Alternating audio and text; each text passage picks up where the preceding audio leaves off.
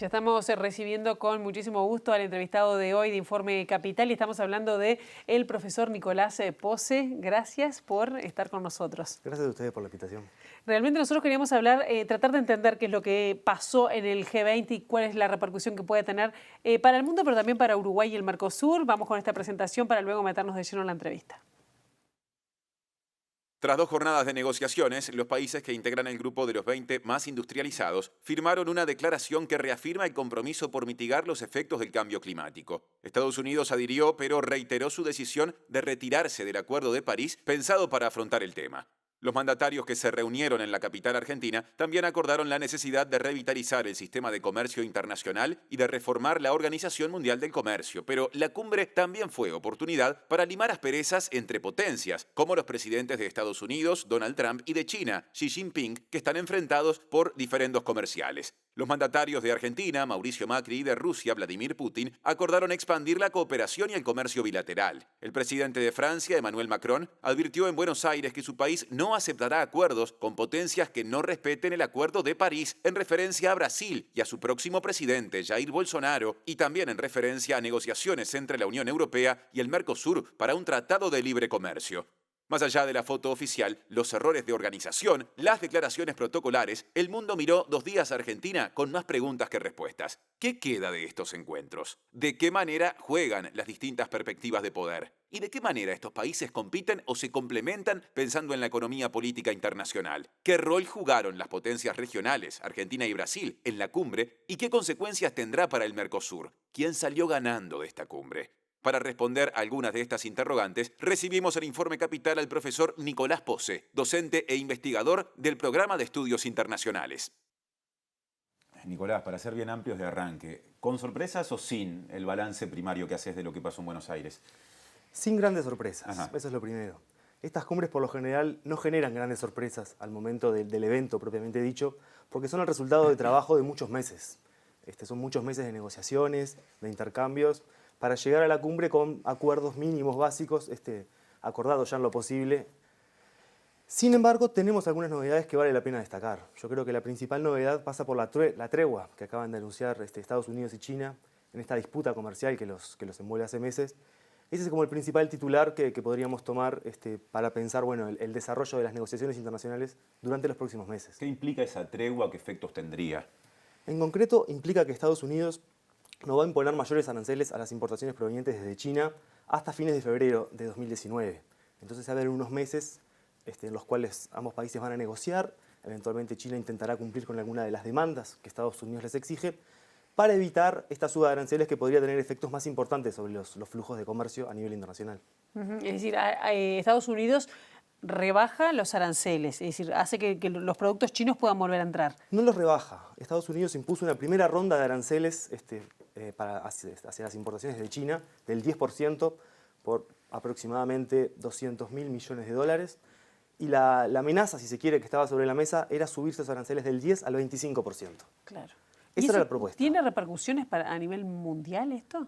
Y tiene repercusiones por el volumen de comercio que estamos hablando, ya sea en términos de afectar el total del comercio mundial que tenemos en la actualidad, como el potencial desvío de comercio. Se generan oportunidades para algunos países en el corto plazo y se generan amenazas también, ya sea para la propia economía china como para otras economías que son parte de las cadenas de producción en las que China participa con algún insumo. Y una hojita en el viento, como es Uruguay, ¿no? ¿Cómo debe mirar esos procesos? Puntualmente esta cuestión que se da entre 2 grandes potencias como Estados Unidos y China. Bueno, Uruguay ve todos los desafíos al multilateralismo con preocupación, porque Uruguay, al ser un país pequeño, lo que busca es la estabilidad de las reglas para proyectar su actividad económica. Eso no quita que en el corto plazo Uruguay se pueda ver favorecido por parte de esta guerra comercial entre Estados Unidos y China, producto de que, por ejemplo, una de las medidas de represalia china frente a la política de Estados Unidos ha sido imponer restricciones a la importación de soja desde Estados Unidos hacia China. Claro. Dado que Uruguay es un productor de soja, bueno, en el corto plazo eso supone una oportunidad. La región lo mismo, digo pensando en voz alta, ¿o no tanto? Para la región también.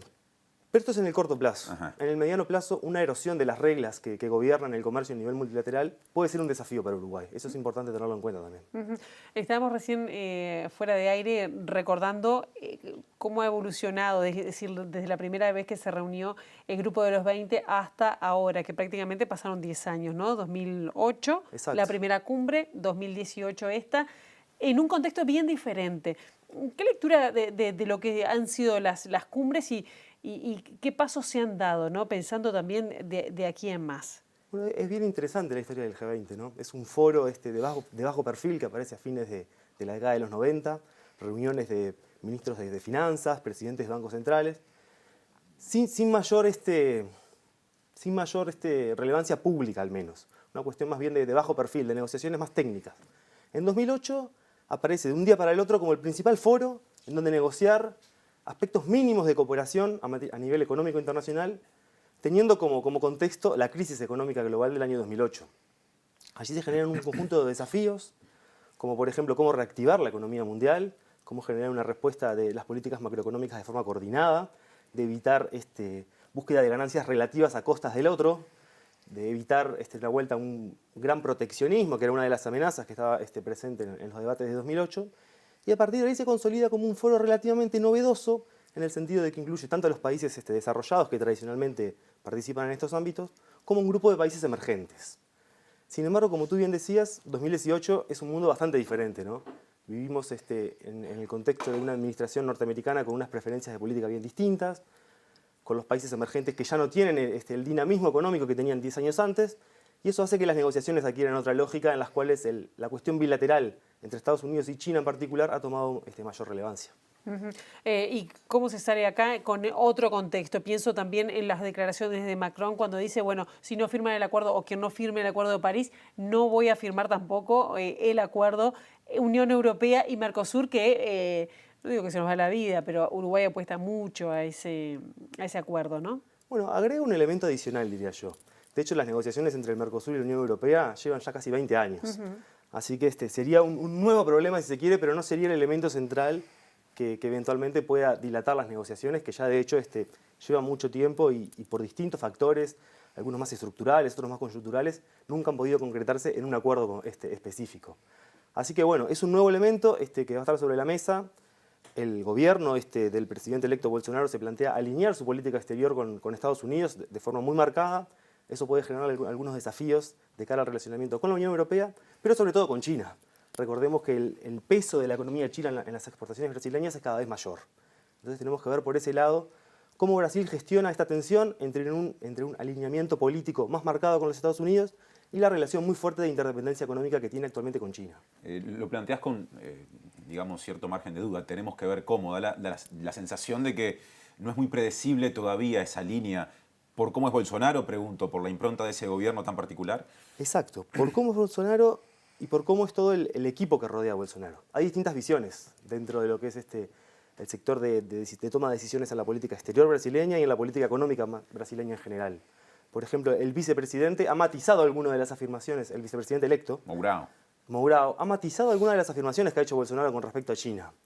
¿Y por qué es esto? Bueno, porque se sabe que el peso económico de China, en particular para las exportaciones agroindustriales de Brasil, que es un sector de apoyo al gobierno de Bolsonaro, es un sector que apoya fuertemente este cambio interno que ha tenido lugar en Brasil, puede verse afectado por un empeoramiento relativo de las relaciones entre Brasil y China, porque buena parte de sus mercados están allí. Claro.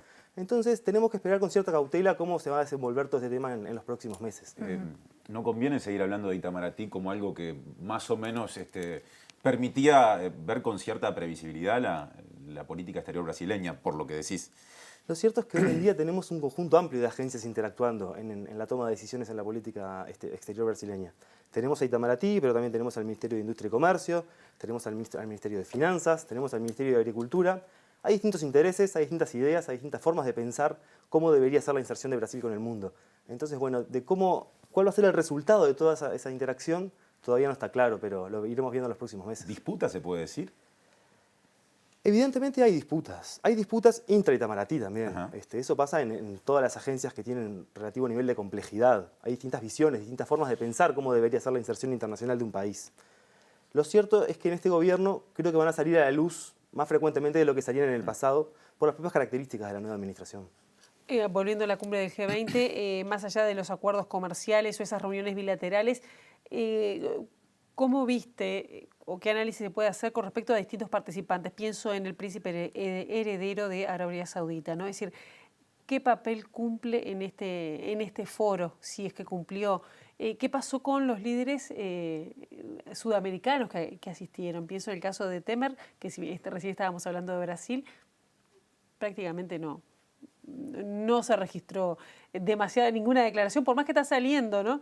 ¿Qué pasó con Macri? ¿Qué papel quedó además de anfitrión? Bueno, comienzo por lo último. Para Macri en el corto plazo esto supuso una bocanada de aire fresco. Los últimos meses para la administración Macri habían sido muy complicados, sobre todo por el frente económico-financiero que se abrió en Argentina, pero también por las consecuencias sociales que ha tenido todo este desenlace económico en Argentina. Así que en el corto